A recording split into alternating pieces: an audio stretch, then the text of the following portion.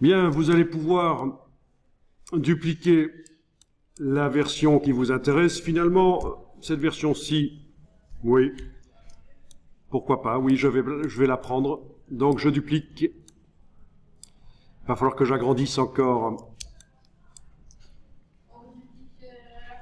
Oui, mais je vais la mettre en dessous, parce que c'est un nouvel embranchement. À partir de là, je vais tester d'autres motifs. Outil plan de travail s'il faut, voilà. Alors, ce qui est bien, c'est que toutes ces versions qu'on garde peuvent servir à un dossier de création. Vous montrez les choses que vous avez envisagées, comment vous en êtes arrivé au produit fini. Parce que, voilà, ça peut permettre de justifier des budgets aussi. Parce que quand vous amenez un produit fini et que vous dites, voilà, ben, c'est 3 000 €, la personne, elle peut faire gloups, 3 000 €, mais pourquoi mais vous pouvez prouver qu'il y a eu de la recherche. Si vous avez gardé donc les anciennes versions, si vous avez fait un dossier de production comme ça qui montre comment ça a été créé.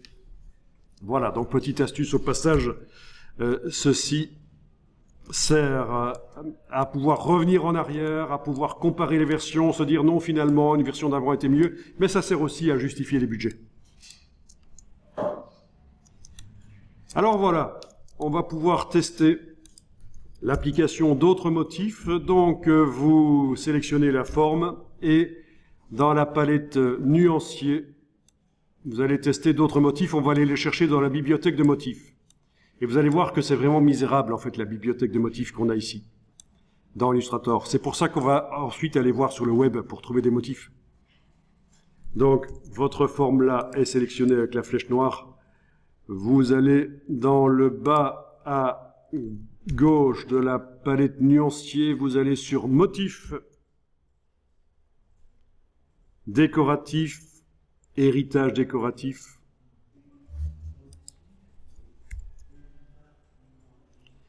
Alors, une palette s'est ouverte quelque part sur l'écran, la palette héritage décoratif. On peut l'agrandir, on peut agrandir la taille des vignettes. Et vous testez. Voilà.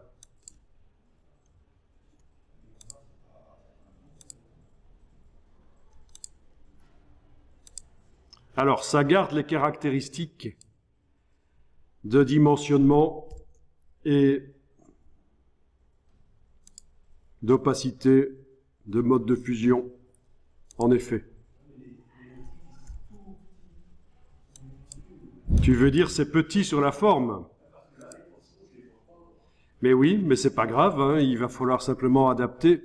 Alors tu dis les poissons, tu ne les vois pas, oui. Donc, oui, on les voit quand même un peu, mais on va quand même adapter. Donc tu te souviens comment on fait pour agrandir les motifs? Donc, la forme est sélectionnée, le fond qui contient le motif doit être activé dans la palette aspect pour indiquer qu'on travaille sur ce fond-là. On double-clique sur l'outil de mise à échelle. Case aperçu coché, transformation d'objet décoché. On modifie ici, si on veut les poissons plus grands. On augmente, touche tabulation, et voilà.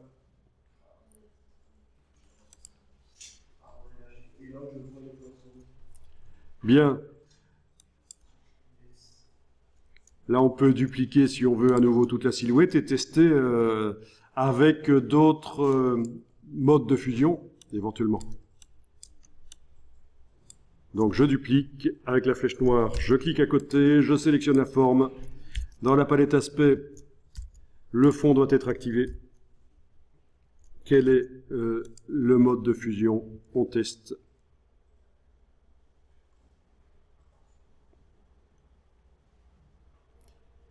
Alors, je vais me mettre en normal tout au-dessus de la liste, en fait. Et le mode normal, c'est aucun mélange entre les couleurs du motif et les couleurs de ce qui se trouve en dessous. Voilà. Est-ce que ce motif a de la transparence ou pas? Ah oui, il y a l'opacité aussi.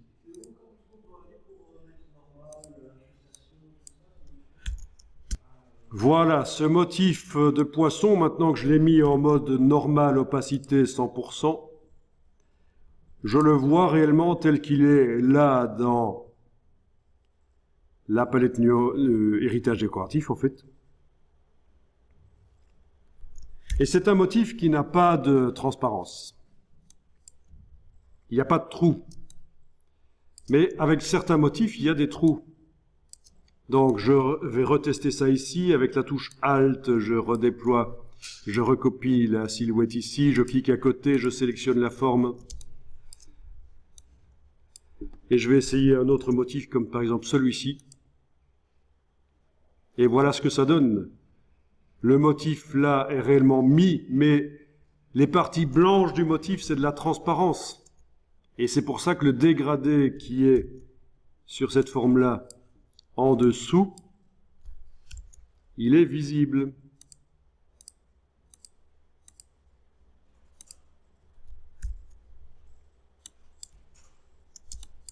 Je reduplique. Et je vais me dire, tiens, et si je changeais ce dégradé? Je clique à côté, je resélectionne ça. J'active le dégradé cette fois-ci dans la palette dégradé. Enfin, voilà, je vais un peu vite parce que vous voyez, c'est vraiment de l'application de ce que vous avez déjà vu en fait. Hein. Voilà.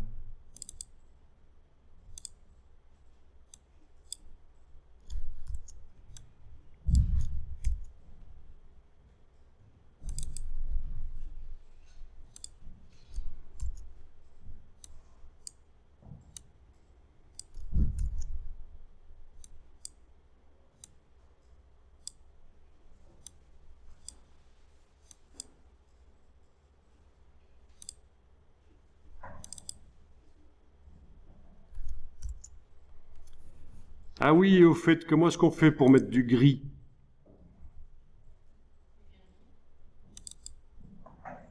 Ici. Pour mettre du gris, je vous montre, quand vous êtes avec les curseurs RVB, je vais taper la même valeur dans les trois. Donc 50 ici, touche tabulation, 50, 50, voilà du gris. C'est du gris. Pour modifier l'intensité lumineuse de ce gris, avec la touche Shift enfoncée, je bouge, et les trois curseurs bougent. Voilà comment on fait du gris avec du RVB.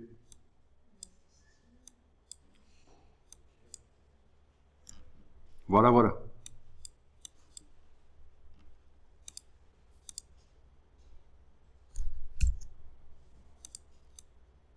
Alors au niveau des motifs livrés par Illustrator, il y en a finalement peu. Donc la palette ici, héritage décoratif. Si je passe à la suivante, voilà ce que c'est comme motif. La suivante,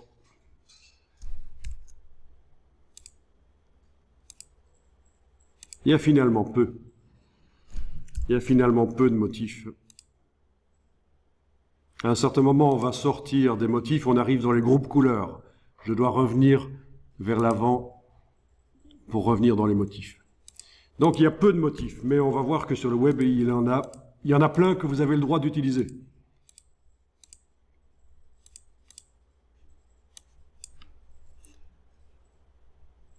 Alors si vous allez faire un tour sur le web, vous tapez dans un moteur de recherche Download Illustrator Pattern. Voilà, Download Illustrator Pattern. Et vous allez tomber sur plein de sites qui proposent des motifs Illustrator. Vous pouvez même taper Download Free Mais la plupart, de toute façon, sont gratuits. Donc, il n'y a même pas besoin de préciser, en fait. Voilà.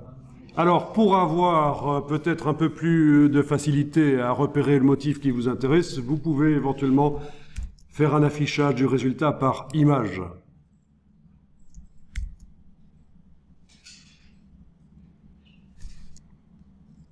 Et là, vous repérez quel est le motif qui vous intéresse. Ah tiens, par exemple, celui-là, allons voir un peu ça. Il vient du site 1, 2, 3 Free Vectors. Vous n'êtes pas obligé de chercher celui-là, je vous montre juste. Voilà. Donc je vais aller voir sur le site, consulter. Le voilà. Donc il propose, il y en a d'autres, oui, ok.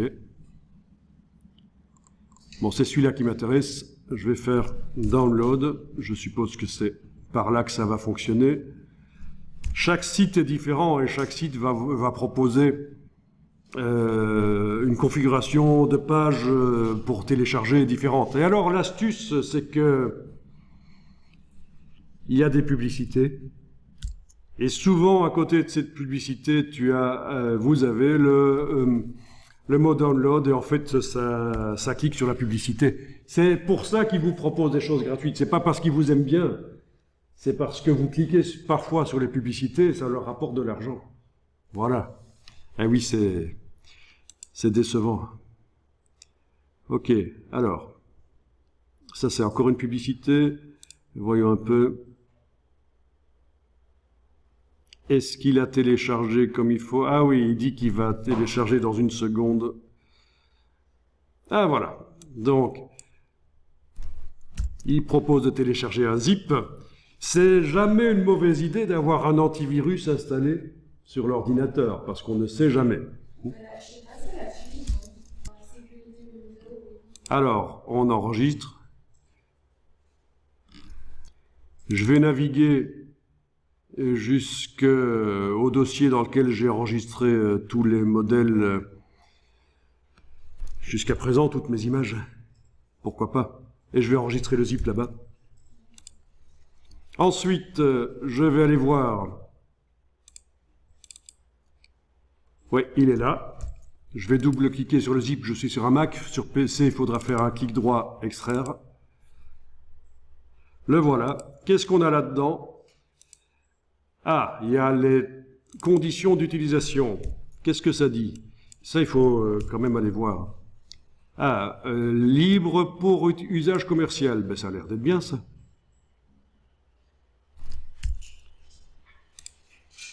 Donc, je ne suis pas en train de vous conseiller ce site-là en particulier. C'est juste que, en recherchant dans les images ici, j'ai trouvé celle-là qui m'intéressait. Mais il y en a vraiment des centaines de sites qui proposent des motifs Illustrator.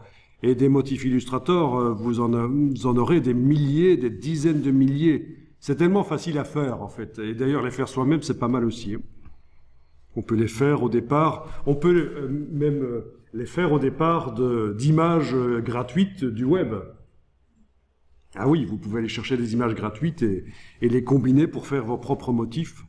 C'est possible aussi. Donc, j'en étais ici à regarder. Ça, c'est l'adresse du site. Ça, c'est la version Adobe Illustrator. Ils ont mis aussi une version PNG. C'est une version pixel. Donc, c'est des pixels. Si on zoome, on voit que ce sont des pixels.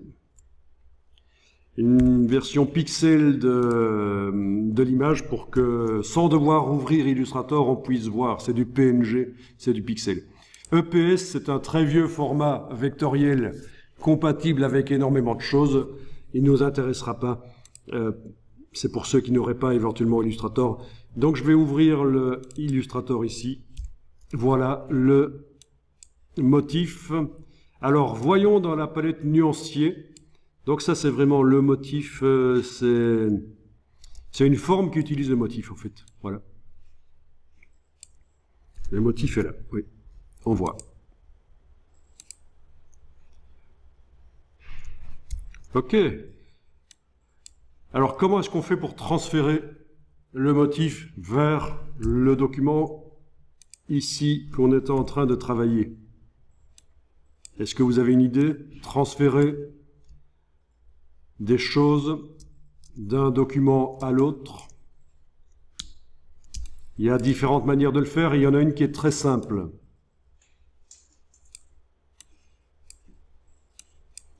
Je voudrais que dans la palette nuancier de ce document que je suis en train de travailler avec les modèles, le motif que je suis allé chercher sur le web s'y retrouve et il n'y est pas, parce qu'il est dans l'autre document que j'ai téléchargé et qui est là.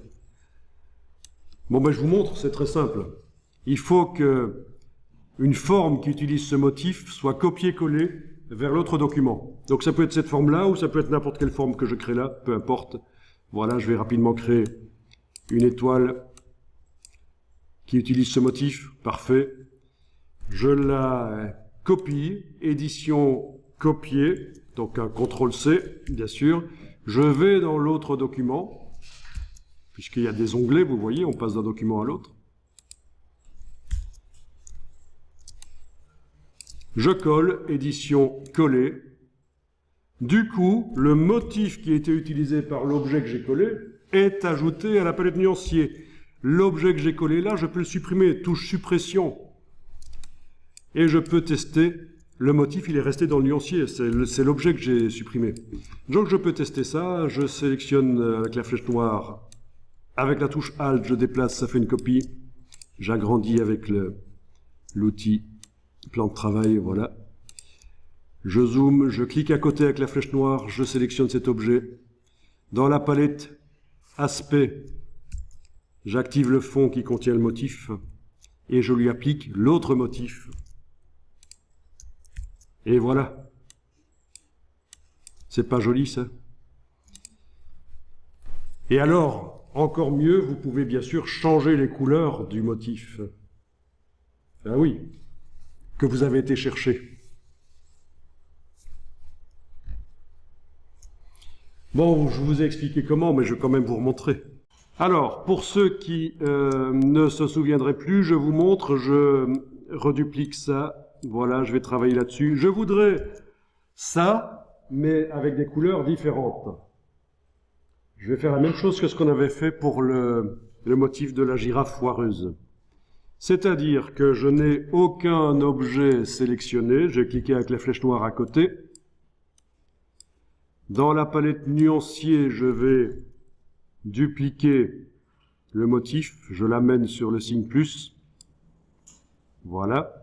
La copie est là. Sur cette forme-là, j'applique la copie, mais rien ne change puisque c'est la même. Sauf que maintenant, je double-clique là-dessus pour ouvrir l'édition de motif et je vais aller voir comment il est fait. Et voilà. Et je vais aller sélectionner une forme ou l'autre et changer la couleur. Voilà, je vais mettre du vert là par exemple. Bien. Là aussi. Voilà. Là aussi. Ok. Donc, je sors de l'édition de motif. Et le motif dont j'ai modifié juste la couleur est appliqué. Là, pas de problème. Donc, c'est bien ce qu'il faut comprendre, c'est que les motifs, non seulement il y en a des dizaines de milliers sur le web que vous pouvez télécharger gratuitement, mais en plus vous pouvez les modifier. Vous pouvez modifier leur couleur, voire même faire d'autres choses. Ajouter des formes aussi. Je vais dupliquer.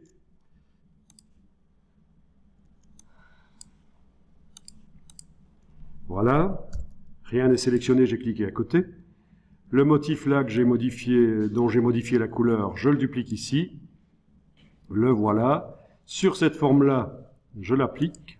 Rien ne change. Forcément.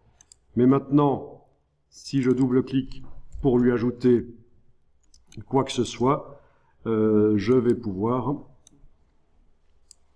voilà, par exemple, cette étoile en rose avec un contour blanc. C'est juste un exemple. Contour blanc dont je vais modifier l'épaisseur ici.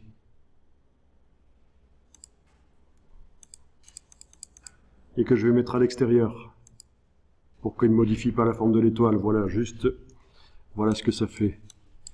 Voilà, donc c'est juste une modification du motif d'une certaine manière. Je sors de l'édition de motif. OK.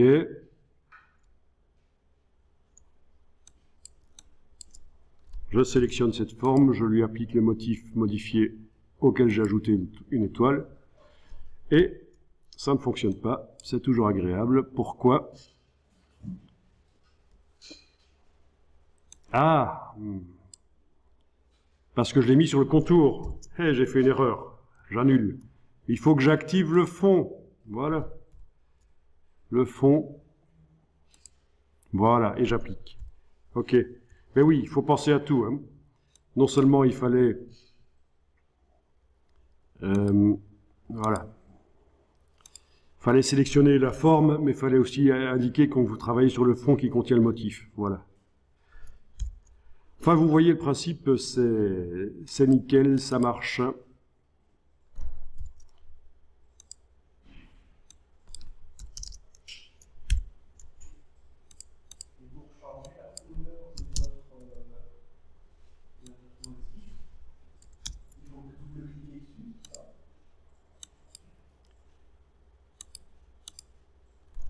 Oui, pour changer la couleur du motif, c'est ce que j'ai montré ici. Il faut double-cliquer dessus et tu sélectionnes les éléments avec une flèche noire, comme des éléments Illustrator, et tu changes leur couleur. Tu peux leur mettre des dégradés, mais pas des motifs. Il vaut mieux pas mettre des motifs dans un motif. Mais des dégradés et des couleurs, ça marche. Et alors, ce que j'ai montré aussi, c'est que avant de faire ça, je l'ai fait en fait sur une copie.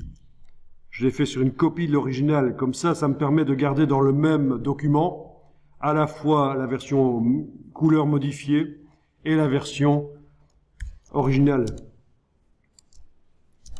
D'accord? C'est ce qu'on avait fait sur la girafe, avant de modifier le motif de la girafe précédemment. Si je remonte là plus, voilà.